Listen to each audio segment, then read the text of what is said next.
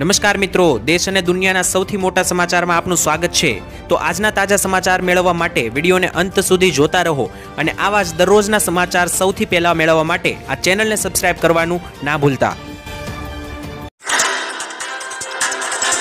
તો મિત્રો આજના પ્રથમ સમાચાર વિશે વાત કરીએ તો રાજ્યમાં ગરમીનો પ્રકોપ શરૂ થયો છે।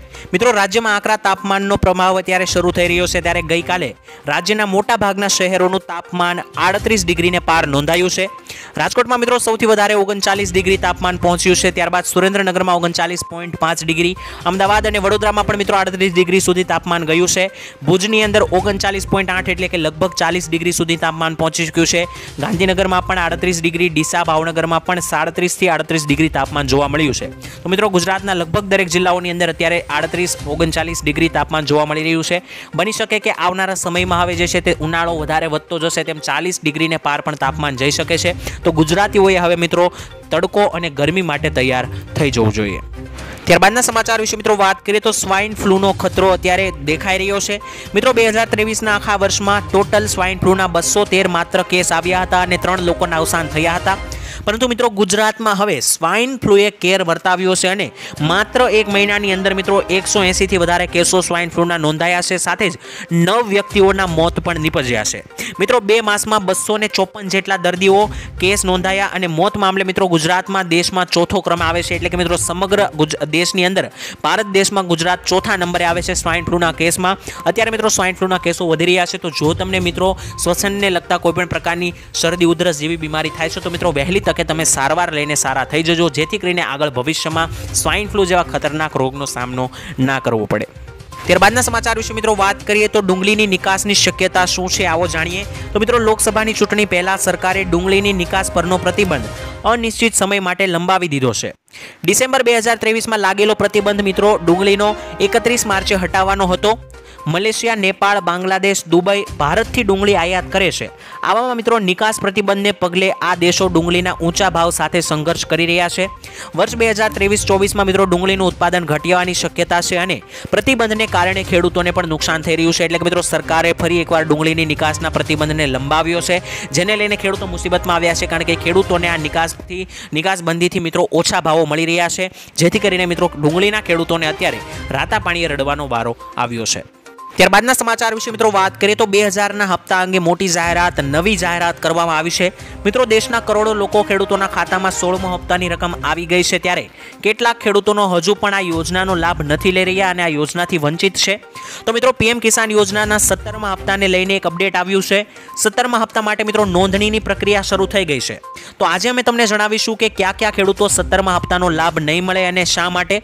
તો મિત્રો પીએમ કિસાન યોજનાના લાભો લેવા માટે અરજદારે પહેલા તો પીએમ કિસાન યોજનાની સત્તાવાર વેબસાઇટ pmkisan.government.in પર જઈને મુલાકાત લેવાની છે। ત્યારબાદ મિત્રો જમણી બાજુએ ફોર્મર્સ કોર્નર પર ક્લિક કર્યા પછી તમારે નોંધણી કરવી પડશે। તમને મિત્રો જણાવી દઈએ કે રજીસ્ટ્રેશન કર્યા બાદ તમારે આધાર કાર્ડ, બેંક પાસબુક અને જમીનના દસ્તાવેજો સહિતના સરનામાના પુરાવો તમારે આપવા પડશે અને આ દરેક પ્રક્રિયા મિત્રો કર્યા બાદ તમે જો આ પ્રક્રિયા પૂર્ણ કરી દેશો, કેવાયસી કરી લેશો અને તમામ પ્રક્રિયા પૂર્ણ થશે તો મિત્રો તમને 17મા હપ્તાના 2000 રૂપિયાની રકમ મળી શકે છે। ત્યારબાદ મિત્રો જે પણ લોકો કેવાયસી નહીં કરાવ્યું હોય તેવા લોકોને મિત્રો આવનારો 17મો હપ્તો પણ લગભગ ના મળે। ત્યારબાદના સમાચાર વિશે મિત્રો વાત કરીએ તો કોંગ્રેસ કરશે મોટી જાહેરાત। મિત્રો કોંગ્રેસ લોકસભા ચૂંટણી માટે મેનિફેસ્ટો તૈયાર કરવાનું શરૂ કરી દીધું છે। સૂત્રોના જણાવ્યા મુજબ મિત્રો કોંગ્રેસે મેનિફેસ્ટોમાં યુવાનો, મહિલાઓ, ખેડૂતો, ગરીબો પર ધ્યાન કેન્દ્રિત કરશે તેવું કહેવામાં આવ્યું છે, જેમાં મિત્રો ₹400માં ગેસ સિલિન્ડર આપવો, અગ્નિવીરની ભરતી બંધ કરી જૂની ભરતી શરૂ કરવી, રેલવેના ભાડામાં ઘટાડો કરવો, બેરોજગારી ભથ્થું આપવું, સાથે જ મહિલાઓને 1500 રૂપિયાની દર મહિને સહાય આપવી જેવા મિત્રો વચનો આપી શકે છે, કારણ કે પહેલા પણ મિત્રો કોંગ્રેસ સરકાર દ્વારા આવા વચનો આપવામાં આવ્યા છે। ટૂંક સમયમાં જ મિત્રો કોંગ્રેસ મેનિફેસ્ટો જાહેર કરે તેવી શક્યતા છે। તો મિત્રો તમે આવનારી લોકસભાની ચૂંટણીમાં કઈ પાર્ટીને જીતાડવા માંગો છો અને કઈ પાર્ટીને સપોર્ટ કરો છો, નીચે કોમેન્ટમાં લખીને જણાવી આપજો।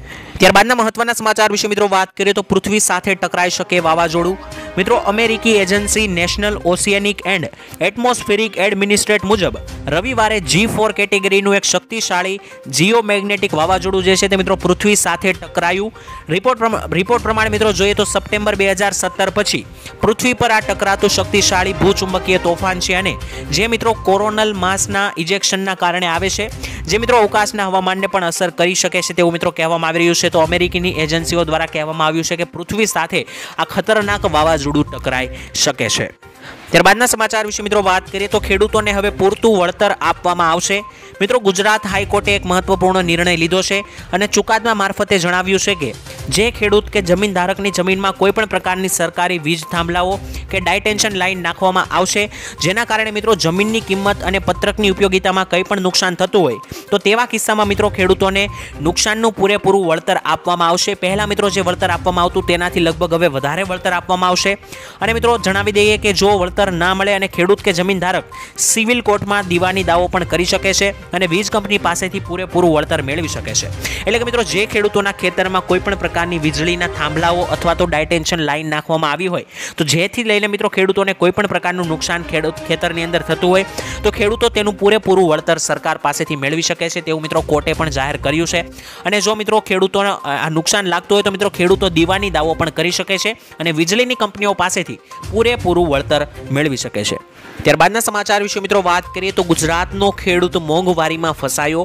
મિત્રો 2 વર્ષ પહેલા વાત કરીએ તો મગફળીના બિયારણના ભાવ 1000 થી 1200 રૂપિયા હતા ત્યારે આજે તેના ભાવ પણ 2200 રૂપિયા થયા છે।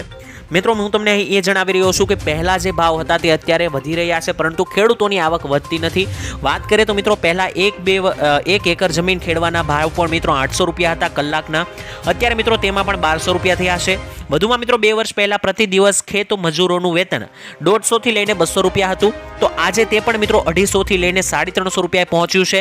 રાસાયણિક ખાતરો, દવાઓ આ દરેક ભાવોમાં મિત્રો વધારો થતો હોય છે તો ખેડૂતોને વધારે ખર્ચો કરીને આ બધી વસ્તુઓ લાવવી પડતી હોય છે પરંતુ જ્યારે મિત્રો પાક વેચાય છે ત્યારે ખેડૂતોની આવક જે છે તેમાં કોઈ વધારો થતો નથી, તે માત્ર ને માત્ર થોડી થતી હોય છે અથવા તો ઘટતી જોવા મળી રહી હોય છે। તો આ દરેક કારણોસર મોંઘવારી વધવાને કારણે અને ભાવ ઓછો મળવાને કારણે આજનો ખેડૂત મોંઘવારીમાં ફસાયો છે। ત્યારબાદના સમાચાર વિશે મિત્રો વાત કરીએ તો મોબાઈલ માટે 6000 રૂપિયા સુધીની સહાય। મિત્રો જો તમે પણ મોબાઈલ લીધો હોય અથવા તો હવે લેવાનો હોય તો ગુજરાત સરકાર આપશે તમને 6000 રૂપિયાની સહાય। મિત્રો સ્માર્ટફોન સહાય યોજના અંતર્ગત રૂપિયા 6000 મોબાઈલ લેવા માટે સરકાર સહાય આપવામાં આવે છે। મોબાઈલ લઈ લીધો હોય તો પણ મિત્રો અથવા તો જો લેવાનો હોય બંને કેસમાં મિત્રો સહાય જે છે તે મળવાપાત્ર થશે। જ્યારે મિત્રો આ યોજનાના લાભ લેવા માટે તમારે એક ઓનલાઈન ફોર્મ ભરવાનું રહેશે અને તેને ભરીને સબમિટ કરવાનું રહેશે। થોડાક દિવસમાં મિત્રો તમે કરેલી અરજી જ્યારે એપ્રુવલ થશે ત્યારે મિત્રો તમે આપેલા બેંક એકાઉન્ટ નંબર પર રૂપિયા 6000 જમા કરવામાં આવશે જેનાથી તમે મોબાઈલ ખરીદી શકો છો। અત્યારે મિત્રો મોબાઈલ જે છે તે ખેડૂતોને ઘણો ઉપયોગી થતો હોય છે કારણ કે ખેડૂતો મોબાઈલમાં વિડીયો જોવે છે જેનાથી તેઓ ખેતીના મુદ્દે ઘણું શીખી શકે છે, સાથે જ ભાવ જાણી શકે છે બજારના। કોઈ પણ મિત્ર એવા સમાચાર હોય જેનાથી ખેડૂત શીખી શકે ખેતીની પદ્ધતિ તે પણ મિત્રો મોબાઈલના માધ્યમથી ખેડૂતો શીખતા હોય છે જેથી કરીને મિત્રો સરકારે ખેડૂતોને મોબાઈલ મળી રહે તે માટે આ યોજના અમલમાં મૂકી છે। ત્યારબાદના સમાચાર વિશે મિત્રો વાત કરીએ તો શું ખરેખર દેવા માફ થશે કે નહીં? મિત્રો ગુજરાતમાં ખેડૂતો દેવામાં ડૂબેલા છે ત્યારે ખેડૂતોએ 1 લાખ કરોડથી પણ વધારે રૂપિયાની લોન લીધેલી છે।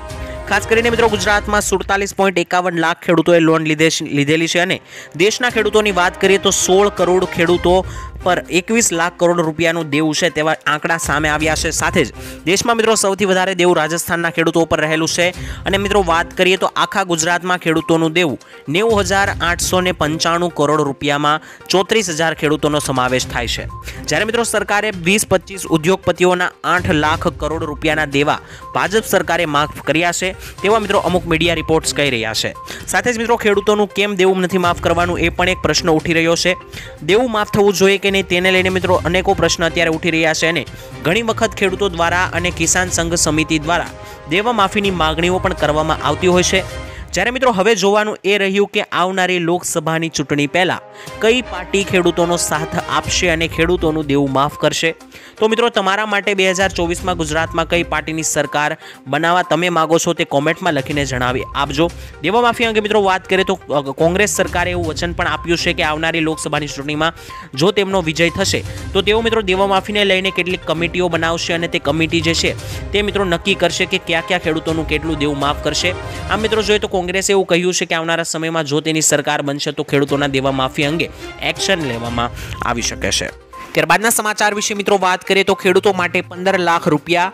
મિત્રો આર્થિક મદદ કરવા માટે મોદી સરકાર દેશના ખેડૂતોને પીએમ કિસાન એફપીઓ યોજના શરૂ કરી છે। આ યોજના હેઠળ મિત્રો ખેડૂત ઉત્પાદક અને સંગઠનને 15 લાખ રૂપિયા આપવામાં આવે છે। મિત્રો તમને ભરોસો ના થતો આ યોજના વિશે તમે જાણી શકો છો। દેશભરના ખેડૂતોને નવો કૃષિ વ્યવસાય શરૂ કરવા માટે આર્થિક સહાય આપવામાં આવે છે। આ યોજનાનો લાભ લેવા માટે મિત્રો 11 જેટલા ખેડૂતોએ સાથે મળીને એક સંગઠન અથવા તો સંસ્થા બનાવવી પડશે. નેશનલ એગ્રીકલ્ચર માર્કેટ ઓફિશિયલની વેબસાઇટ પર જઈને તમે અરજી કરી શકો છો આ યોજનાને લઈને. તો મિત્રો જે પણ ખેડૂતો જે છે તે વ્યવસાય કરવા માંગતા હોય, પોતાનું કોઈ નવું શરૂ કરવા માંગતા હોય, તો તેઓ 11 જેટલા ખેડૂતો ભેગા મળીને એક ગ્રુપ બનાવી શકે છે, એક સંસ્થા બનાવી શકે છે અને આ યોજનાની અંદર અરજી કરી શકે છે. અને યોજનાની અંદર 15 લાખ રૂપિયા સુધીની સહાય પોતાનો વ્યવસાય શરૂ કરવા માટે ખેડૂત સંગઠનને આપવામાં આવે છે. ત્યારબાદના સમાચાર વિશે મિત્રો વાત કરીએ તો બાળકોને વર્ષે 36,000 રૂપિયાની સહાય ચૂકવવામાં આવશે. મિત્રો ગુજરાત સરકારે અનાથ બાળકો માટે શરૂ કરેલી પાલક માતા પિતા યોજના, આ યોજનામાં મિત્રો મહત્વનો ફેરફાર કરવામાં આવ્યો છે. આ યોજના હેઠળ મિત્રો હાલમાં વિધવા માતા જો પુનઃ લગ્ન કરે છે અને મિત્રો બાળકો કોઈ સગા સંબંધીને ત્યાં ઉછેરે છે, તો તેવી પરિસ્થિતિમાં મિત્રો સામાજિક ન્યાય રાખના કિસ્સામાં સગા સંબંધીને ત્યાં રહેતા 18 વર્ષ સુધીના બાળકોને મહિને 1,000 રૂપિયાની સહાય આપવામાં આવતી હતી. પરંતુ મિત્રો હવે તમને જણાવી દઈએ કે અધિકારી વિભાગ દ્વારા દર મહિને રૂપિયા 3,000ની સહાય આપવામાં આવે છે. હવે તેવી જ રીતે મિત્રો વિધુર પિતાના પુનઃ લગ્ન થયા હોય અને તેમના સંતાનો સગા સંબંધીને ત્યાં રહેતા હોય, તો તેવા કિસ્સામાં પણ આ અનાથ બાળકને સહાય મંજૂર કરવા માટે નિર્ણય થયો છે. અને હાલમાં મિત્રો આ યોજના હેઠળ સંપૂર્ણતઃ અનાથ માતા કે પિતાના અવસાનથી છત્રછાયા ગુમાવનારા બાળકોને ટોટલ જે છે મિત્રો 36,000 રૂપિયાની સહાય વાર્ષિક આપવાની નિર્ણય લીધો છે. એટલે કે દર મહિને 3,000ની સહાય મળશે. આમાં મિત્રો 19,000 જેટલા બાળકોને દર મહિને જે છે રૂપિયા 3,000ની સરકાર સહાય ચૂકવે છે. વાત કરીએ તો આ વર્ષે હોળીના વર્તારા પરથી આ વર્ષે મિત્રો કેવું રહેશે ચોમાસું, આવો વાત કરીએ. મિત્રો ગઈકાલે હોળી પ્રગટાવવામાં આવી હતી અને હિન્દુ પરંપરા મુજબ હોળીની જ્વાળા જેટલી ઊંચી જાય છે તેના પરથી મિત્રો આવતા વર્ષનો વર્તારો નક્કી થાય છે.